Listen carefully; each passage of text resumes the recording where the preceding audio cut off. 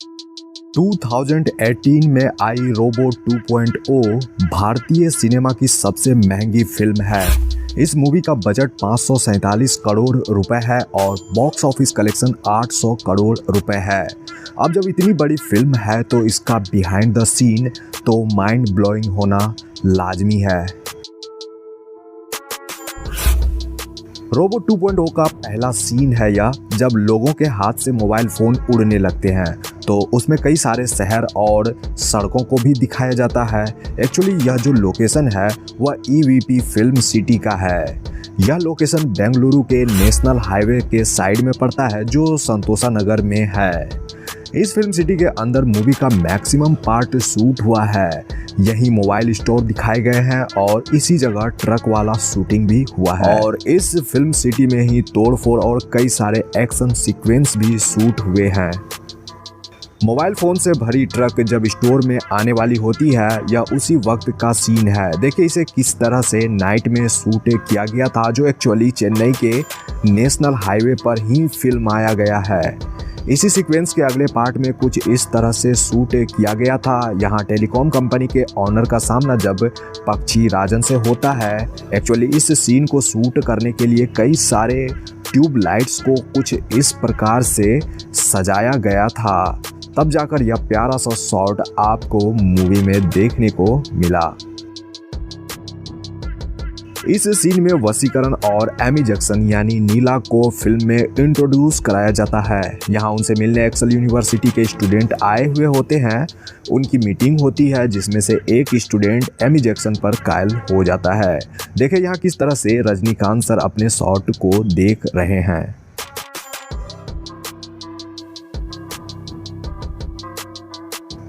Film में यह उस समय का सीन है जब पक्षी राजन मिलिट्री पर हमला करता है। इस सीन को शूट करने के लिए डुप्लीकेट टैंक्स बनाए गए थे ताकि उसे शूटिंग के दौरान विस्फोट कराया जाए।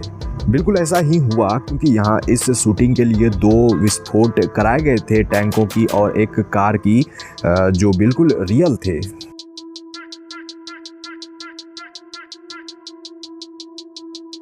मूवी के अगले सीक्वेंस में पक्षी राजन का शहर में अटैक होता है। यहाँ जो शहर दिखाई गई है वो EVP फिल्म सिटी के ही अंदर का है, जिसे इस फिल्म के लिए ही क्रिएट किया गया था। एंड बाकी बिल्डिंग्स में जितनी भी तोड़फोड़ हुई जो सीन है उसे VFX स्टूडियो में तैयार किया गया था। साथ ही चिट्टी द्वारा किए गए कुछ एक्शन सीक्वेंस 3D मॉडलिंग से भी क्रिएट किए गए हैं।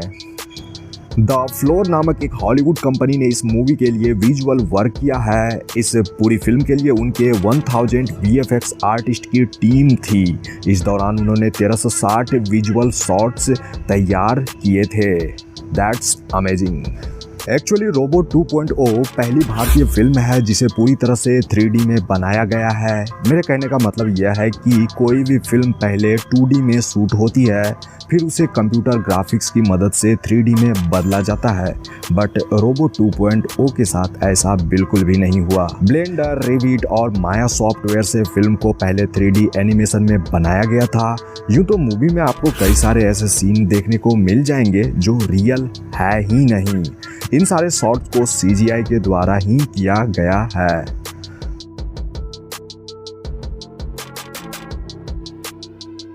आप जो इस शख्स को यहाँ देख रहे हो वह नीरव शाह है। वह भारतीय फिल्म इंडस्ट्री के सबसे फेमस सिनेमेटोग्राफर हैं।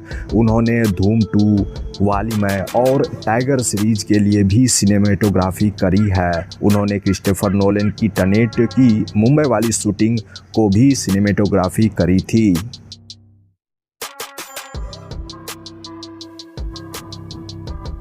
मूवी में वसीकरण के लैब को दिखाया जाता है जो पूरे 3 फ्लोर का होता है। एक्चुअली जितने भी इक्विपमेंट्स, रोबोट्स और कई सारी चीज़ें जो दिखाई जाती है वो पहले ही फ्लोर में उसे तैयार किया गया था, मतलब उसको कॉपी पेस्ट किया गया था। यानी कि बाकी ग्रीन बैकग्राउंड के जरिए कुछ इस तरह से मूवी में 3 फ्लोर क्रिएट किए गए थे। मूवी के इस सीन में पक्षी राजन द्वारा वसीकरण जी के घर पर हमला होता है, उसका यह सीन है। एक्चुअली जितनी भी दीवारें हैं उसे ग्रीन कलर से पेंट किया गया था ताकि बैकग्राउंड को VFX के जरिए बदला जा सके। और फिर पक्षीराजन का चिट्टी से आमना सामना होता है, लेकिन यहाँ चिट्टी हार जाता है, जिसके बाद पक्षीराजन का असली रूप हमें मूवी में देखने को मिलता है, यानी पंख वाला।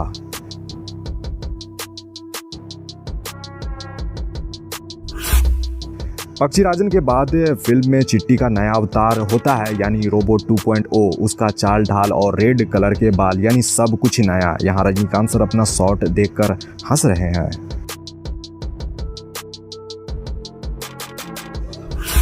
रोबोट 2.0 अपने साथ बाकी रोबोट को पक्षीराजन के खिलाफ खड़ा करता है। यहाँ उसी का BTS है जब वह दूसरे रोबोट से बात करते हुए नजर आए थे। एक्चुअली इस सीन को दो क्रू मेंबर्स को आप ग्रीन कलर के सूट में देख रहे हो, जो निर्देशन के अनुसार रोबोट का हाथ पकड़कर हिला रहे हैं। बाकी फाइनल आउटपुट में वह नहीं दिखेंगे। मूवी का क्लाइमेक्स एक स्टेडियम में फिल्माया गया है। मैं आपको बता दूं कि यह जो लोकेशन है वो एक्चुअली दिल्ली में स्थित जवाहरलाल नेहरू स्टेडियम का ही सीन है। इस लोकेशन पर 3 तरह से शूटिंग हुई थी। पहली शूटिंग में स्टेडियम भरी हुई थी, जिसे बाहरी लोगों से भरा गया था ताकि कुछ पार्ट की शूटिंग हो सके। उसके बाद जितने भी लोग स्टेडियम में थे वो सारे क्रू मेंबर्स और कलाकार ही थे।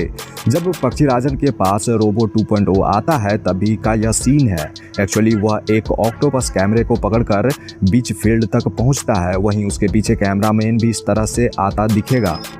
पक्षीराजन के पंख उगने और गायब होने की शूटिंग को एक स्टूडियो में ही शूट कर लिया गया था, जिसके बाद उसे जो ट्रांजिशन इफेक्ट के जरिए रिप्लेस और ऐड किया जाता था। वैसे तो मूवी का maximum scene Jawaharlal Nehru stadium Delhi में ही हो गया था। बाकी जितने भी तोड़फोड़ आपने देखा था उसके लिए एक अलग सा स्टेडियम जैसा सेट तैयार किया गया था।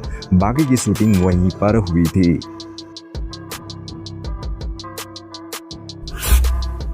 इस फिल्म में अक्षय कुमार साइंटिस्ट रिचर्ड का किरदार निभाते नजर आए हैं, जो एक एक्सपेरिमेंट करते वक्त खुद को भयानक क्रोमैन में बदल लेते हैं। वैसे तो अक्षय कुमार की 3 अलग अलग लुक आपको यहाँ देखने को मिल ही गई थी, जिसमें उनका यह वाला जो लुक है और फाइनल क्रोमैन वाला लुक सबसे इंटरेस्टिंग था। अक्षय कुमार के इस पावरफुल लुक को तैयार करने के लिए प्लास्टर ऑफ पेरिस का इस्तेमाल किया गया था। इसे प्रोस्थेटिक मेकअप भी कहा जाता है। यह प्रक्रिया जो है वो काफ़ी दर्दनाक होता है, क्योंकि अक्षय ने अपने इस मेकअप के बारे में कहा था कि उन्हें इसके लिए रोजाना 4 से 6 घंटे तक एक चेयर पर ही बैठ कर रहना पड़ता था, और तो और 2 घंटे तो मेकअप उतारने में लग जाते थे।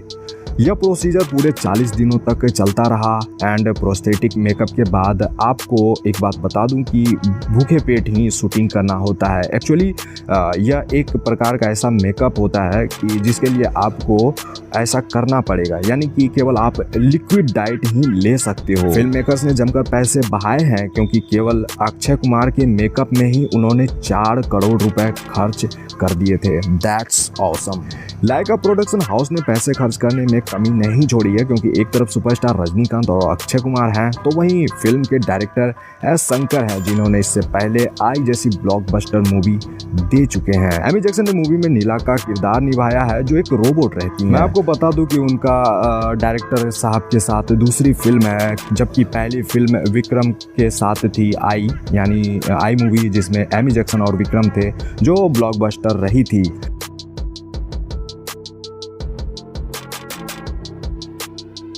यहाँ आप एमी जैक्सन को एक रोबोट में ट्रांसफॉर्म होते देख रहे हो। रजनी सर की मूवी रोबोट 2.0 और हमारी इन्फॉर्मेशन अच्छी लगी हो तो लाइक कर दें। अगर चाहते हैं कि हमारी मुलाकात आप लोगों से होती रहे तो इसके लिए सब्सक्राइब भी कर लेना। Thanks for watching.